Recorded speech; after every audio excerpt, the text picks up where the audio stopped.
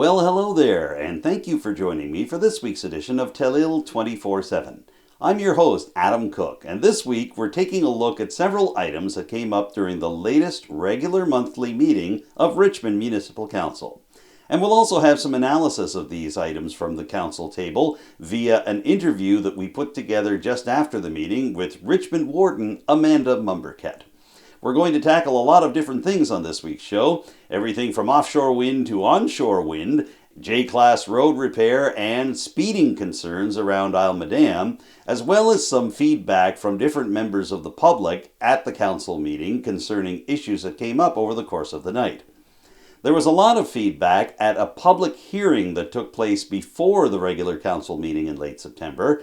That hearing dealt with proposed changes to the municipal planning strategy and land use bylaw for the central Richmond planning area, and it could see more wind turbines set up on individual properties if council gives it final approval.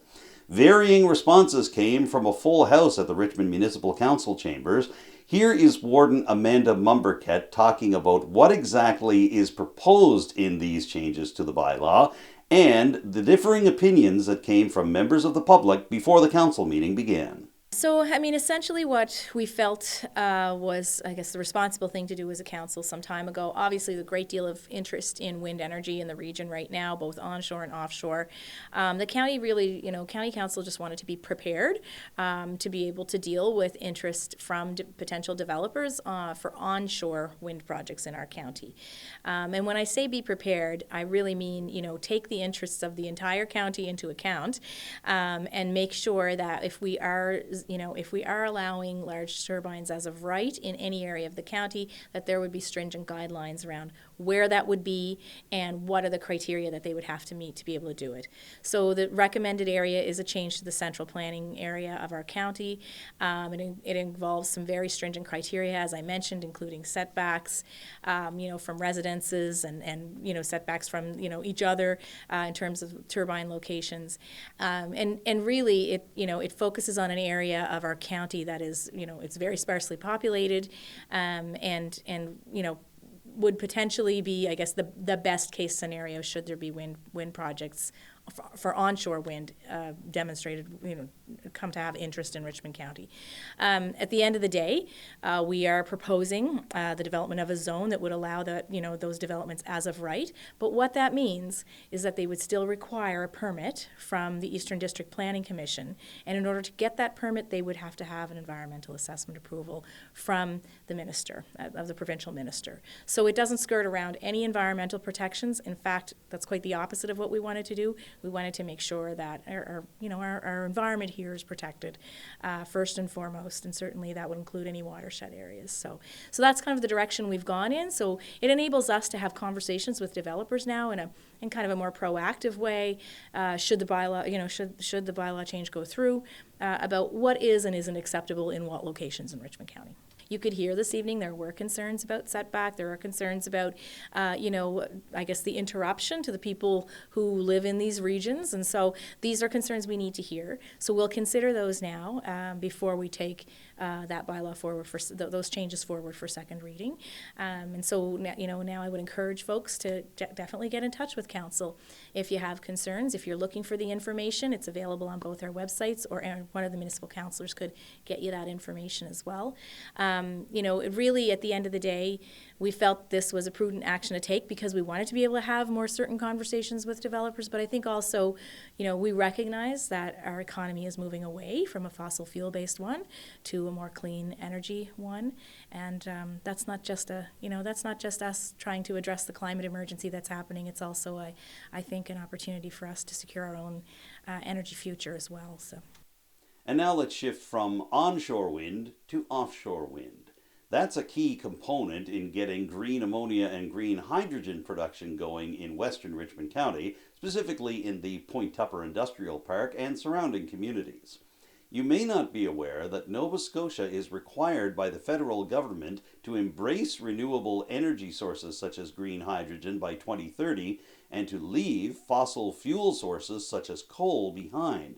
So how is Richmond County, the Strait Area, and Cape Breton and Nova Scotia as a whole going to make the transition from fossil fuels to renewable energy? Well, Richmond County and the town of Port Hawkesbury have been invited to take part in a federal provincial initiative that would see a new position set up to help enable the two municipalities and the surrounding communities to be able to make the transition from fossil fuels to renewable energy. Here's some discussion from Richmond Municipal Council about this pitch from ACOA and from Nova Scotia's Department of Natural Resources and Renewables to contribute funding towards the establishment of this new position and what it could mean as Richmond County and the surrounding communities seek to leave fossil fuels behind and switch to renewable energy by 2030. And it is really dealing with, some of the items that, have come about as a result of the new renewable energy that is, potentially being planned for the area, and how Richmond County can, working with the town of Port Hawkesbury, can better respond to it. So it is a joint project.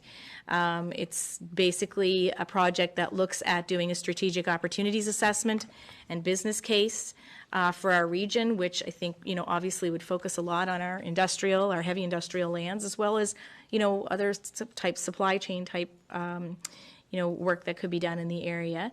It talks about the establishment of a Nova Scotia offshore wind center of excellence, and it's a research type of venture that's being proposed. Talks about also looking at hiring a person to work with our councils and our municipalities to kind of manage the energy transition that's being proposed. As you know, we are home to the Point Tupper generating station. It employs a lot of people in our county, and we want to make sure that as Nova Scotia Power looks to phase out coal, as is required by government, that that we are part of that, engaged in that transition process and part of that process. So essentially what has been proposed is a budget totaling $950,000. And the suggestion from staff is that the municipality and the town would contribute equal amounts. I should say, for clarification on the budget, it's primarily provincial and federal money, the vast majority of it, to the tune of $800,000, and then the remaining $150,000 would be split by both councils. So $75,000 each over a course of 3 years. So what has been proposed by staff is that we look at providing $25,000 in each of the fiscal years to support that proposal, because there have been some savings due to,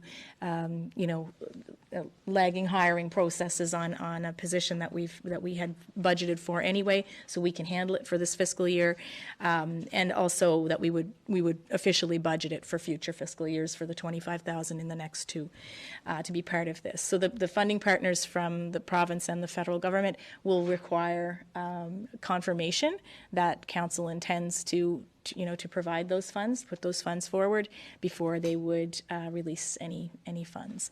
And I should say that staff at the Cape Breton Partnership, I want to do a shout out to Martin Thompson, has worked really, really hard on this proposal. It has been months long in the making, and he has been consulting with both federal and provincial and municipal officials in the creating of it. So I think it's come out as a strong document.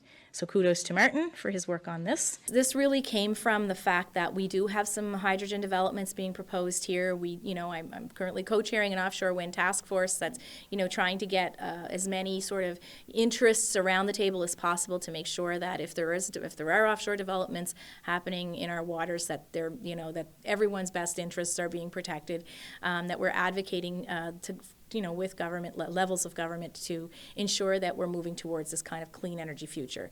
At the end of the day, we know that the government has indicated to Nova Scotia Power that they need to be off of coal by 2030, and we are very proudly home to the Point Tupper generating station, and lots of really wonderful people who work there with and it's a great employer in our community.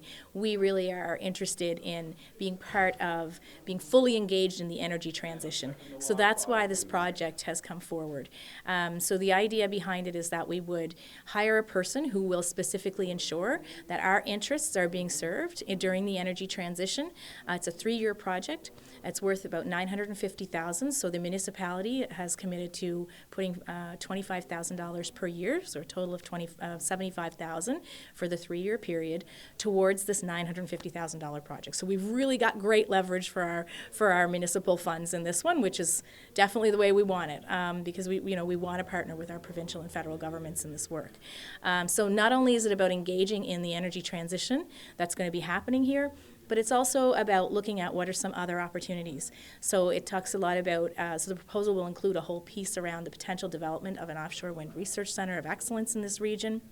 It will include work around, what are supply chain and strategic opportunities, business opportunities for our region, especially given the presence of our, fantastic heavy industrial park, here in Richmond County, but also looking at parks all across the Strait area. So it's a joint effort between Richmond County and the town of Port Hawkesbury, but really informed by the work of the Strait of Canso Offshore Wind Task Force. So we'll be working with our counterparts in Guysborough and Mulgrave and Inverness and Antigonish counties as well. So really looking forward to a collaborative process on this project to make sure that if there are new clean energy developments happening, that as much of that benefit and that economic opportunity is landing here as possible. And I was talking with a person not long ago who was discussing, all of the monitoring that's going to be required for these types of new developments. That's a business opportunity in itself, right? So you can consider the environmental side as also part of that economic opportunity. So it will really be a win-win situation for us. The thing to keep in mind here is that this is at a proposal stage. It is not at a contract stage. So there is still work to be done with both the federal and the provincial government to come to contracting, a point of contracting, and certainly we'll want to have some information, a job description that will come out publicly, as well as some information about the project. Maybe we could work with staff to kind of even put a little section on our website, something that, to make sure that the public is well aware of the work that's going on and has access to that information. Our municipality has been moving as quickly as possible on it. And again, I want to make a shout out to the work of Martin Thompson, our Economic Development Officer with the Cape Breton Partnership. He's a joint development officer for both the Richmond County and the town, and has just done a fabulous job on this. And he continues to advocate to push this work forward. So he's, I say sooner rather than later. We're certainly hopeful that this fiscal year we'll have the projects underway. Let's stick with environmental issues for just a moment. We're going to give you an update on an issue that we brought to you on the previous edition of Telile 24/7, specifically an invitation from members of the Bredor Lake CEPI, which stands for Collaborative Environmental Planning Initiative, to take part in a new conference involving two-eyed seeing when it comes to stewardship and protection of the Bredor Lake watershed. That conference is due to take place in Membertou in November. Richmond Council has been invited to provide sponsorship funding to help the conference go forward. Now, we're going to hear from Richmond Warden Amanda Mombourquette, and in the interest of full disclosure, Warden Mombourquette points out that she is part of the leadership team for the Bredor Lake CEPI. However, we thought it would be helpful to get her comments and to show you some of the discussion that took place at the latest regular Richmond Council meeting regarding this conference in Membertou. Well, I think what's different about this conference, it's the first time that it's going to be bringing people together under this particular theme. So stay tuned for some really interesting announcements about speakers and topics that are going to be addressed. And part of what's going to be addressed at the conference is, the two-eyed seeing approach in action. So it's going to be an exciting opportunity, I think, to compare, what's happening related to, bringing those different perspectives together, and how we can work that way to kind of improve our social fabric, but also our economic fabric. So it's a really unique opportunity. I know that they are seeking a recommendation, or I guess an approval from council of a sponsorship opportunity around this, what I think is going to be a groundbreaking conference. It's really exciting. I'm a little biased. I'm currently the co-chair for the CEPI Management Committee, so this has been top of the priority list for us for some time.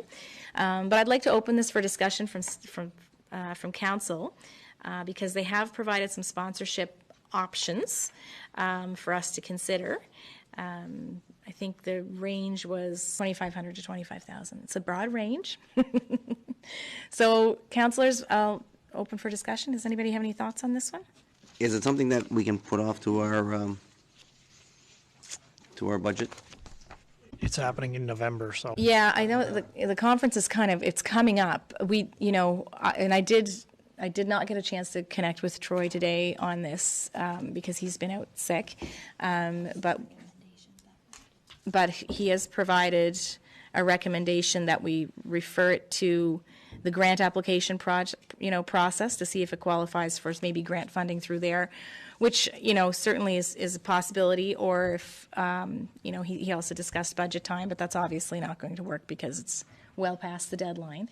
We don't really have a sense from staff as to what kind of budgetary room we may have right now because it's coming up mid-fiscal.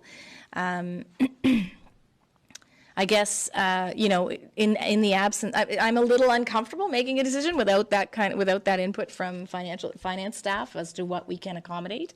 But I also know we're in a time crunch. We could look at referring this back to staff and asking them to come back with a recommendation, and then potentially doing a special meeting to, maybe right after our committee of the whole meeting in October. With a single agenda item to just cover that off and meet the timeline, if folks are okay with that. Yeah? Okay. Yeah, I would like to see the County of Richmond. I mean, we are vested in there, wholeheartedly, so it would be nice to show our support to the one of the sponsorship packages. I mean, it's the first time that... It's the first time that there's been a conference with this theme. It's an idea that originated with Elder Albert Marshall right here in Unama'ki. So it's unique to us, and I think it's important for us to be a part of it. But I just want to be confident in not overcommitting our financial resources without consulting a little bit more in-depthly with staff. So if folks are okay with that, we'll make the motion to refer back to staff and potentially make a decision at a special meeting in October. I think it's a great idea. So I'll, full disclosure, I co-chair the SEPI Management Committee with my friend Mary Beth Doucette, and so this is a really exciting time for us because two-eyed seeing comes from Unama'ki, right? It comes right from right here on our beautiful island, and it's the work of Elder Albert Marshall that's being profiled, and there's such an incredible amount of interest coming from all across the nation about for this conference because it really does bring together sort of the Western ways of knowing and the traditional ways of knowing and using the best of both, to come to collaborative solutions. So it's an exciting opportunity. I think, we heard around the council table, there was a unanimous desire, we want to be part of this. So we've asked staff to kind of go back and make a financial recommendation, looking at the sponsorship levels, and hopefully we'll be able to financially support this in a significant way.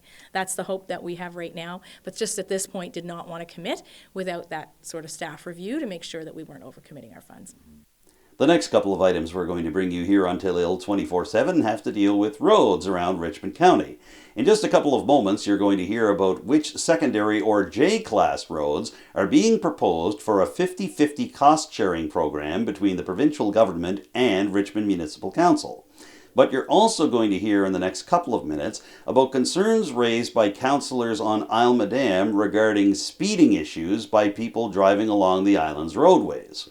Councillor Michael Digdon and Councillor Sean Sampson raised the issue at the latest regular monthly meeting of Richmond Municipal Council, and they're wondering if special speed radar signs that the county owns and operates could be moved around to different parts of Isle Madame to try to curb lead-footed drivers. I brought it forward after a conversation with Councillor Digdon because he was wondering what's the process going to be for moving forward. So I thought, well, let's have that discussion at council so that we all can come to an agreement between not just councillors but also understanding that that there's going to be staff resources that are going to need to be committed if we move these radar units around as well. So we did not want to be making a decision without kind of considering that staff input as well. So this will be a good opportunity now to kind of have our bylaw and policy committee come up with a consistent approach, look at the length of time that a speed radar sign might be effective in a certain area, then what's the process for kind of taking it to the next area area? How does that area get identified? So that members of the public will know, and then they can, even go so far as to make requests for certain regions to have these units installed.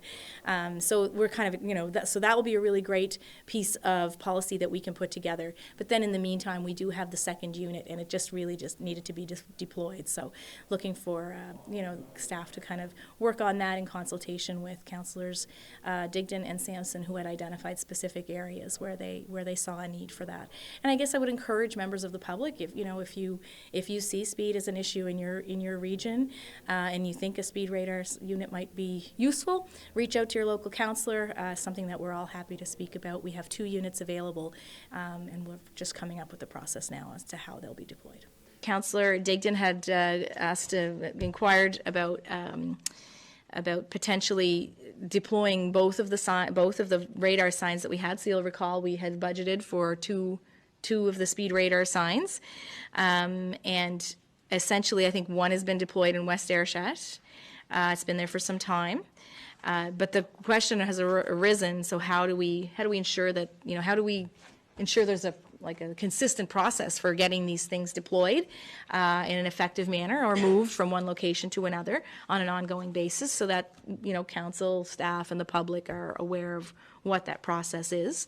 And I think the other question is, could we maybe make a motion to ask staff to investigate a location for the second unit as soon as possible, so that we could get that done through a motion, but then maybe refer to policy and bylaw for the development of a very simple process around how we can do that on a consistent basis.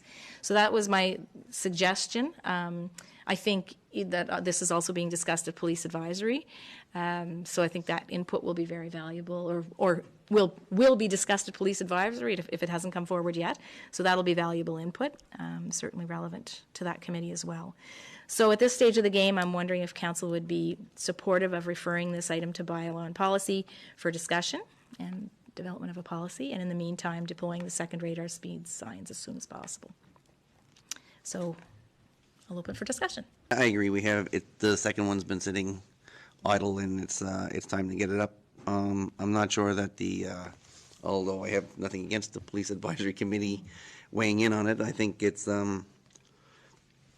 I think the phone calls come to our table first, or each councillor first, with the issues. Therefore, again, not that I don't feel that the Police Advisory Committee should weigh in, but I think it's something that each councillor kind of has to take in on their own. And yeah, we can, pick locations with staff and find out what obviously we're not going to move them weekly. But again, it would be nice to have a rotation of some sort that we can look at. I think the intent that the CIO had kind of described with Police Advisory is that they would potentially provide some input into what the policy could look like. You know what I mean? Because you're correct. It's generally councillors or staff that get the call, and it'd be great to have a way of channeling all that. When those calls come in, and how do we treat them, right? Like, how do we prioritize? So, any other discussion on this? Should we move it seconded first? Or? Yeah, sure. Yeah. So the motion, I guess I'm thinking, would be to refer the item to Bylaw and Policy Committee for discussion. Okay, I'll move that.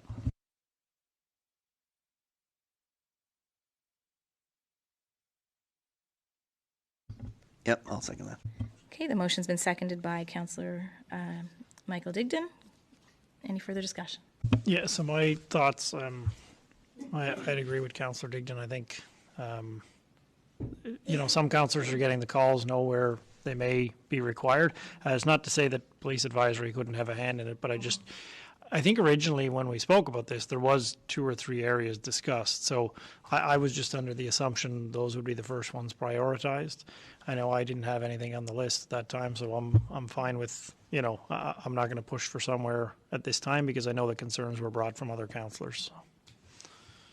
Thanks, Deputy Warden. Yeah, no, for sure. I think the areas were West Ayrshire, location in Lewisdale, which I think has been withdrawn, and then Scoose?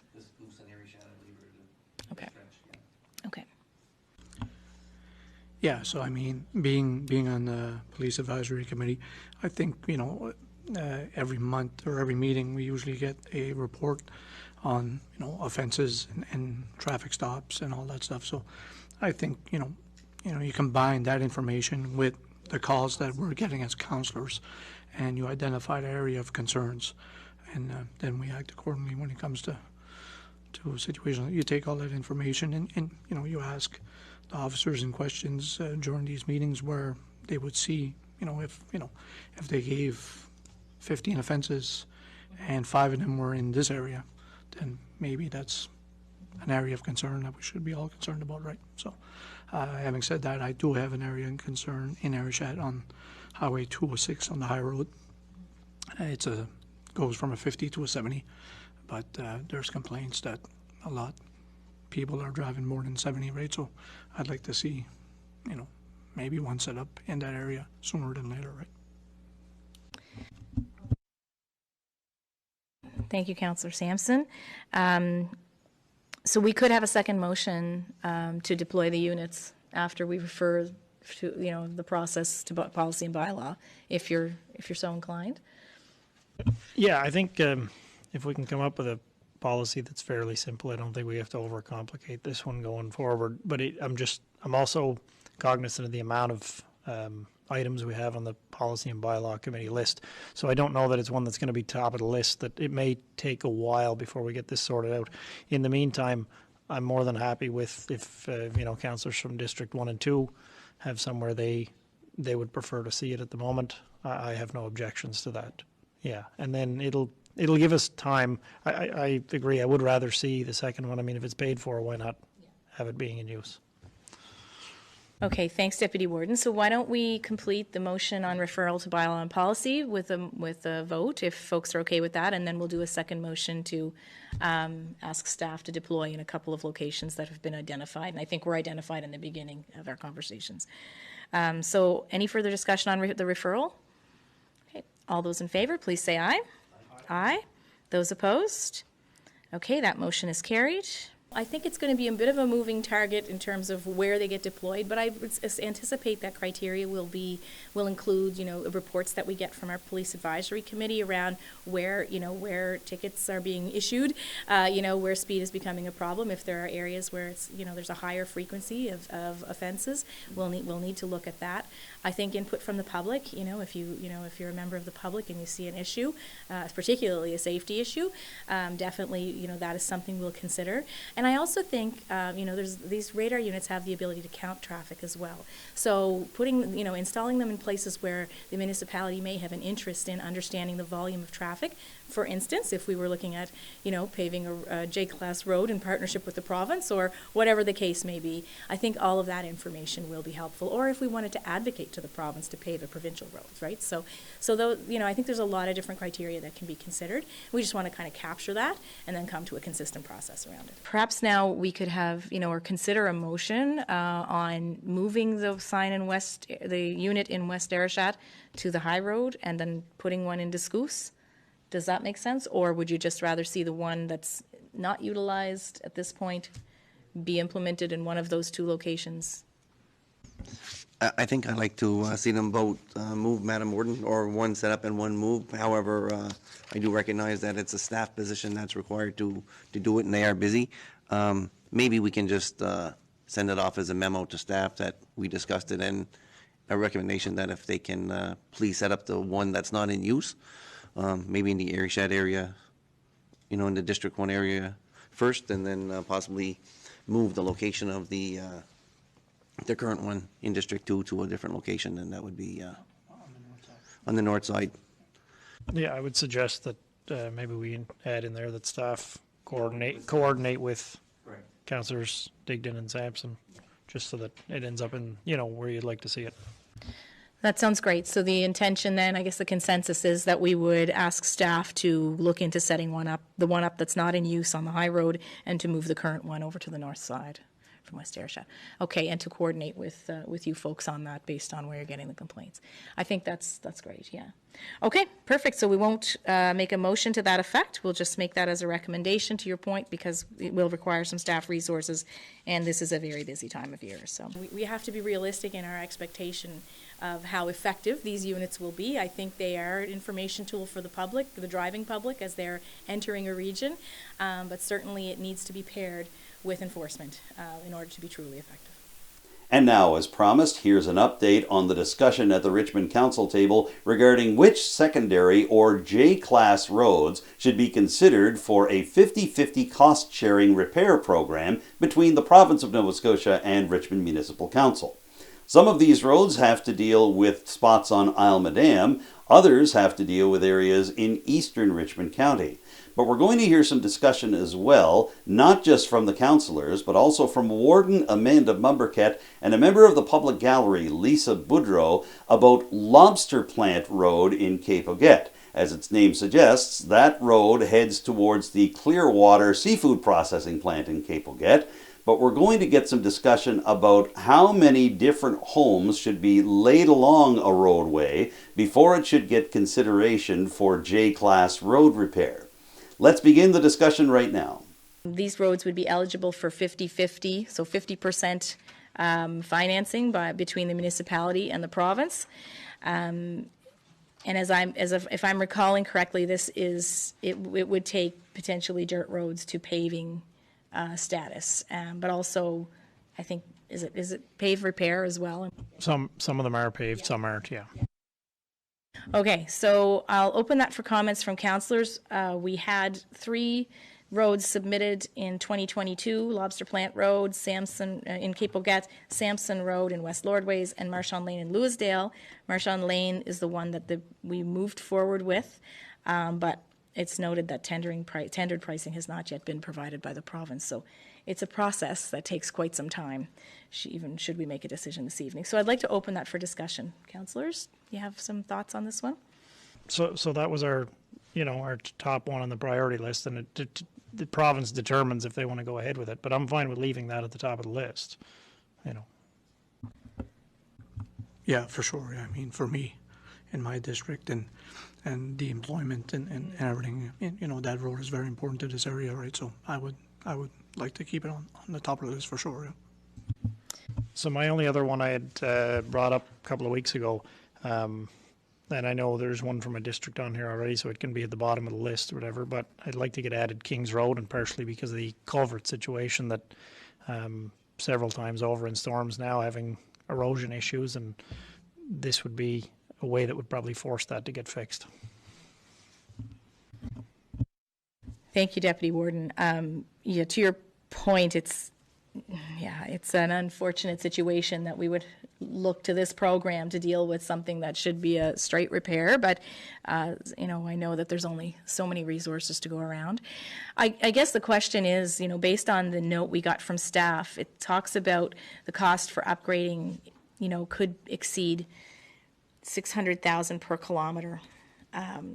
That's a very high rate, but I think it's reflective of the inflationary prices we've been seeing in tendering lately. I know that the province has been struggling with that as well. I guess the question is this even something we want to participate in at this stage of the game? And if so, which road will we put forward? And it sounds like Lobster Plant Road would be the top of the list. So. I'm perfectly okay with, we've had these discussions before, leaving the order as is. Okay. I just wanted to add that to the bottom of the list, basically. And so you're in favor of participating?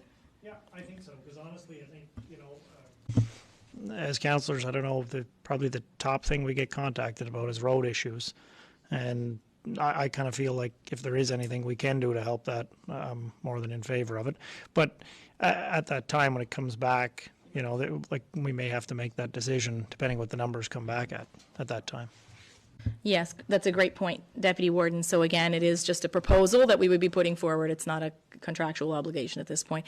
Councillor Michael Digdon, are you in favor of putting forward a road for consideration?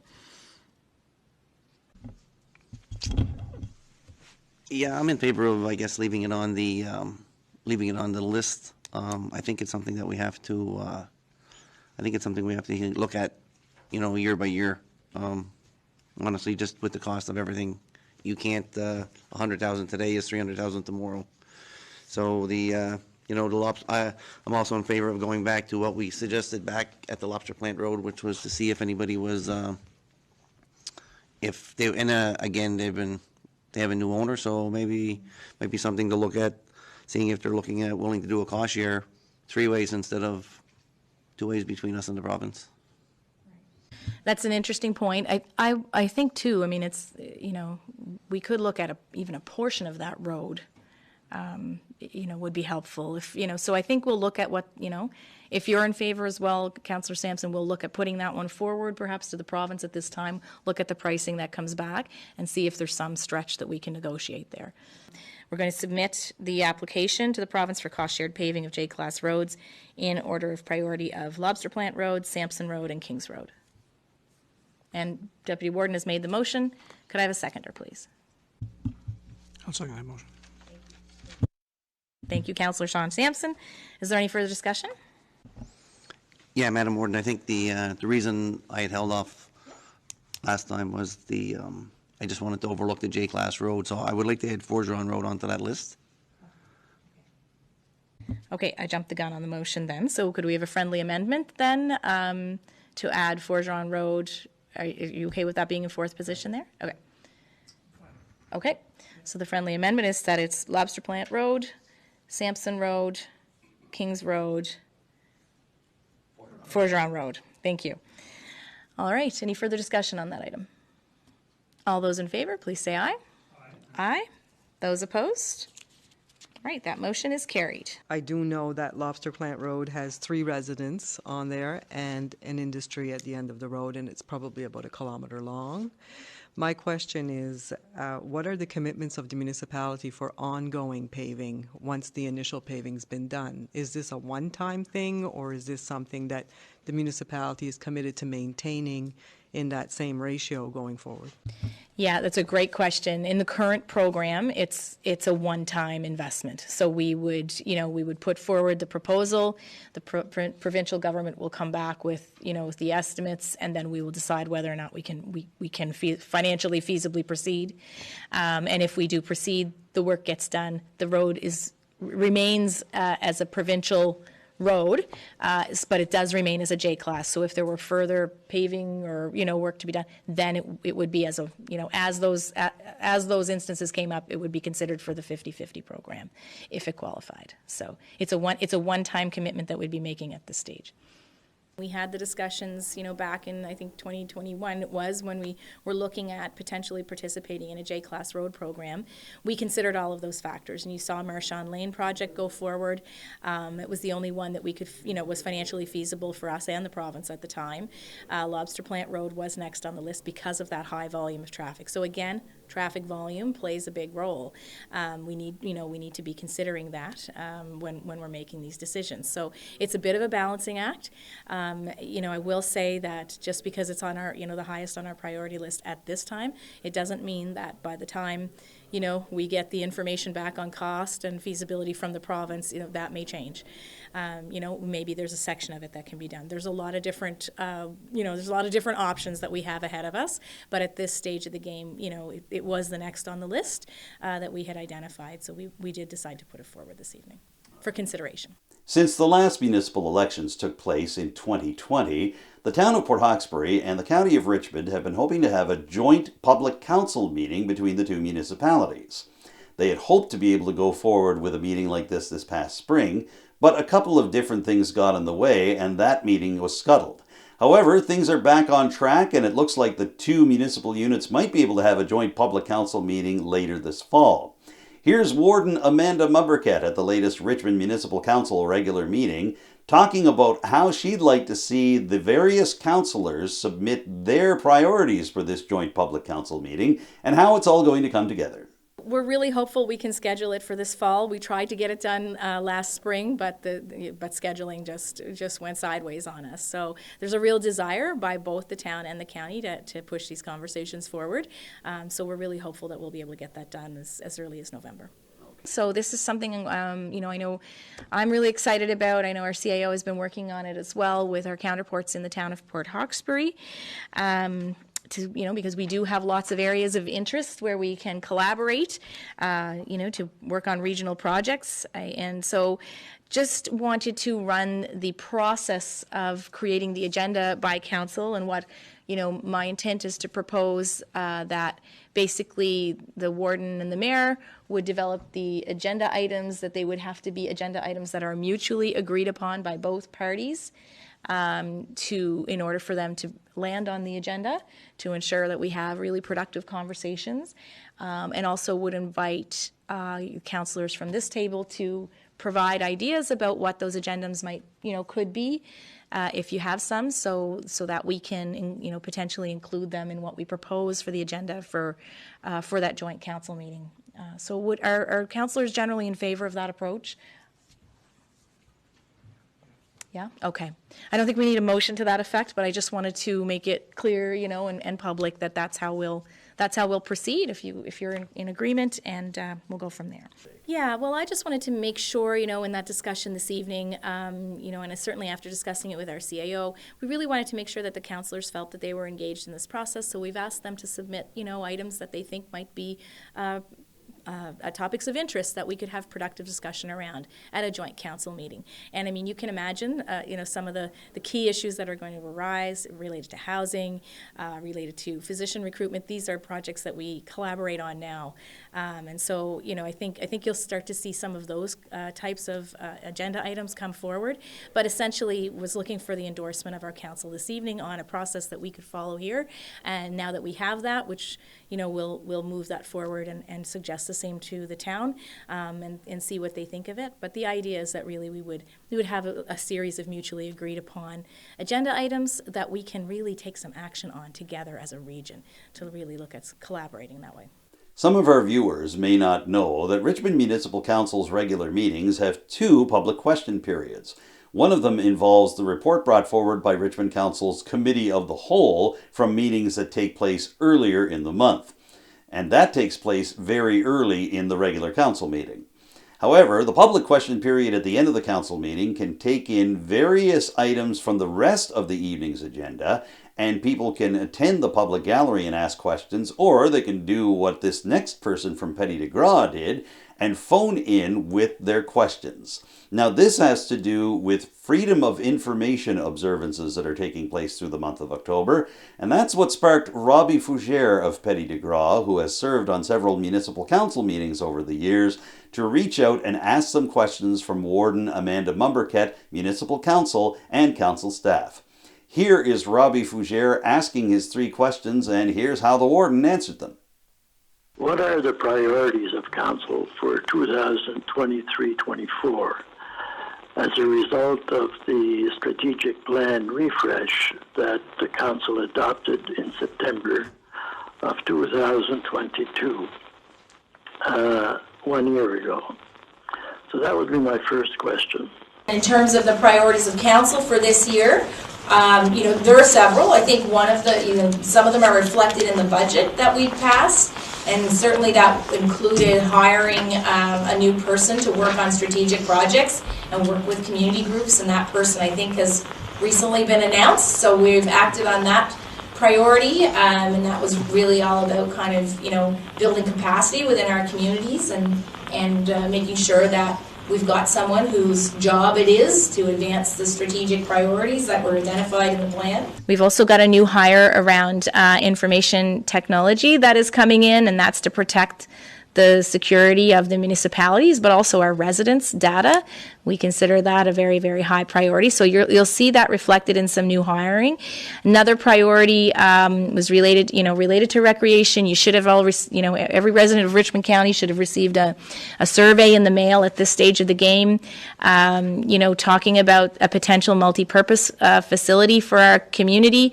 Our arena is a piece of aging infrastructure. We recently, just last week, had an issue with the refrigeration that's going to cause us to be delayed in opening by a little bit. Our staff is working so hard to keep it going, but we know that It is an aging piece of infrastructure and requires significant investment. So we're asking the public now to tell us what they, what's the direction we should take on that. Do we continue to invest in the existing facility, or do we look at developing something new that's a right size for Richmond County? So those would be examples of some of the priorities that we've undertaken. And I'll ask other councillors if you'd like to pipe in on that, like if I think one of the priorities that's around our table is the wind energy and the hydrogen energy. I guess is something that we're focused on. So, Robbie, just this evening we passed a motion to support a small investment that is leveraged quite well with federal and provincial partners to enable us to be, to transition our energy economy that we have here in Point Tupper from a fossil fuel-based one to a clean energy one. So that's good news for our residents, but also for the whole planet. So, yeah, those would be some examples of some of the priorities that we've picked to advance.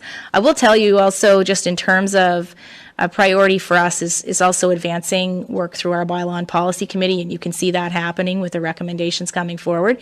Our policies in Richmond County and our bylaws need to be continued to be tightened up. So we're going to be continuing work on that with support from staff.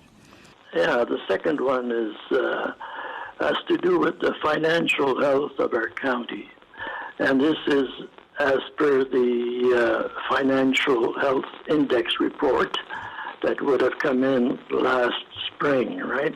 Yes. And reports in the media indicated that Inverness was the leading Cape Breton municipality in this regard, but there was no mention of our county, and to my knowledge, it has not been a topic of discussion at public meetings of council.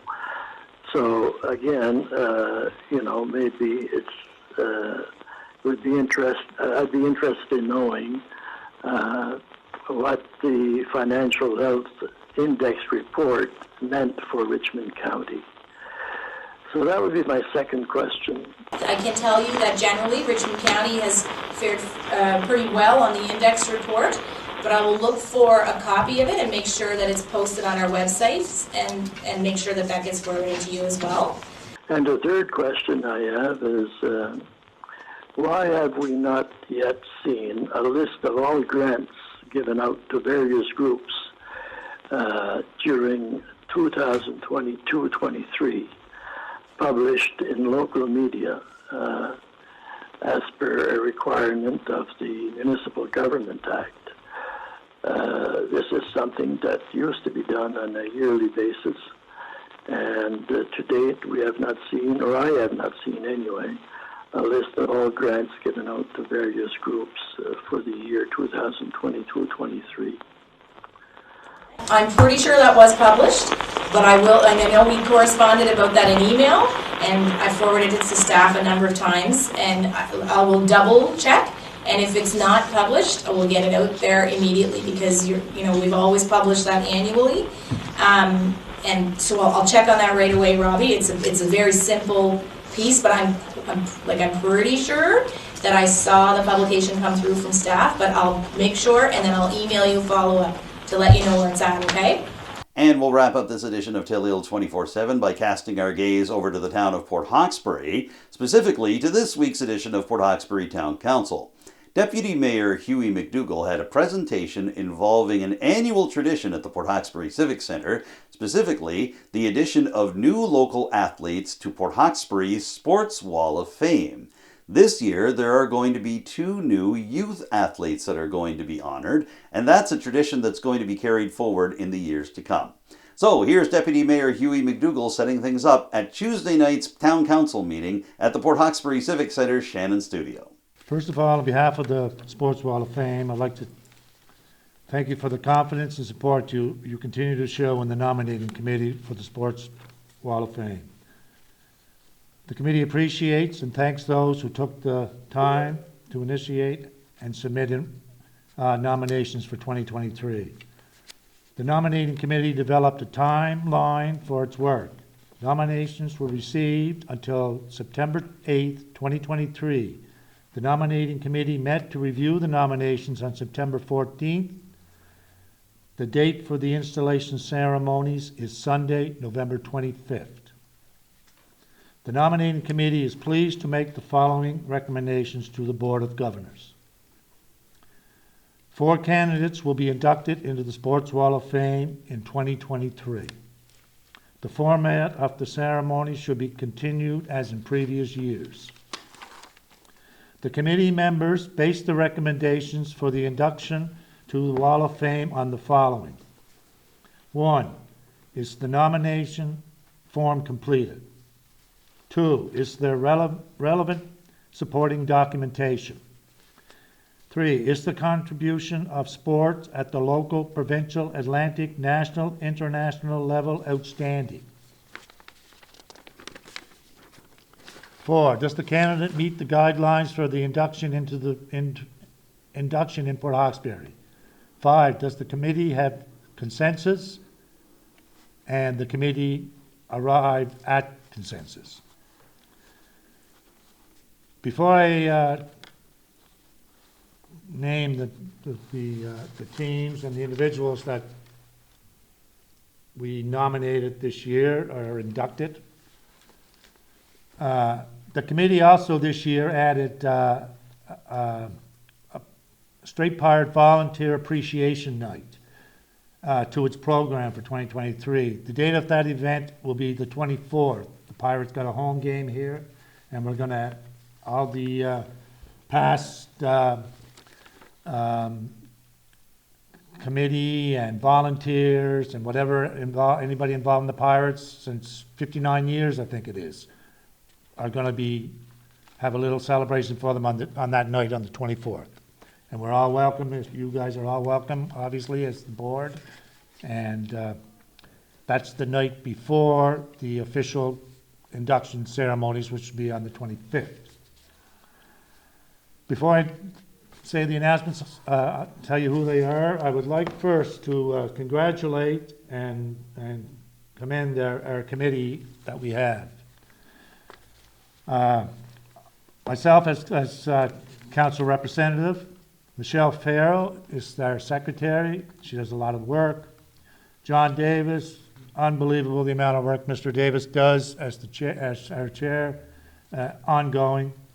We have Mr. Roy Dobson, Mr. Terry McDonald, and Paula Davis, who everybody knows how valuable she is to any committee or any organization. So with that being said, I'm going to announce, and by the way, I want to thank the mayor. Today and we wanted to do this first, she called all the inductees, called them all in advance so they would know before anybody else, including this council. So, our 4 plus, sorry, I forgot one other thing. This year we have something else new, and that is a youth sports representative we started. We have 1 male and 1 female youth representative, and that's going to continue going forward every year. And I have their names also. So the team names is, the first team, I'll start with the oldest. It's the 1909 junior hockey team from Port Hawkesbury, who were the Cape Breton champs in 1909. I think that'll probably save a little money on our food, because I don't think there'll be too many of them here. But anyway, our next inductees are going to be another team. It's the 1975 Straight Hustle Flyers Maritime Intermediate Baseball Champions. And their representative in here is John David Keith, and there's a lot of guys and gals from Port Hawkesbury on that team. Our individuals is Mike Ryan. He's a builder in baseball and softball. Our other inductee as the individual is Mr. Frank McGinnis. He was an athlete over years. He took part in track and field on provincial teams. He represented Port Hawkesbury on different things. He played basketball, he played softball, and he was an avid horseman. And he's going to be inducted. The two youths that are going to be inducted also, the male youth is Blake Marchand, track and field, basketball, and softball. He's the male. And the female is Sarah Pluta, volleyball, soccer, and softball that she's involved with. And I would like, that's my report. Thank you, Your Worship. And there you have it. That wraps up this week's edition of Telile 24/7. Thank you for tuning in, and a special thank you for the participation of Richmond Warden Amanda Mombourquette. If you have any thoughts about what you've seen over the past hour here on Telile 24/7, or you'd simply like to make suggestions for a future edition of the show, I'd love to hear them. You can contact me directly. My phone number is 902-625-8863, and you can reach me by email using the address adamjrcook, cook with an E, @gmail.com. You can also contact Telile Community Television directly with your ideas and your comments. The station phone number in Arishat is 902-226-1928, and the best email address to use is telile@telile.tv.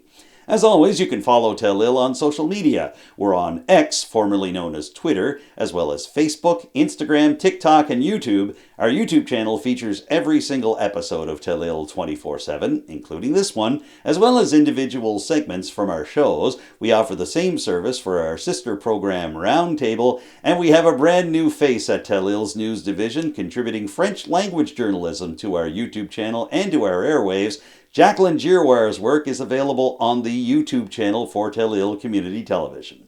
For now, I'm Adam Cook. Thank you once again for joining me for this week's edition of Telile 24/7. I look forward to seeing you again next time with a brand new show. Bye for now.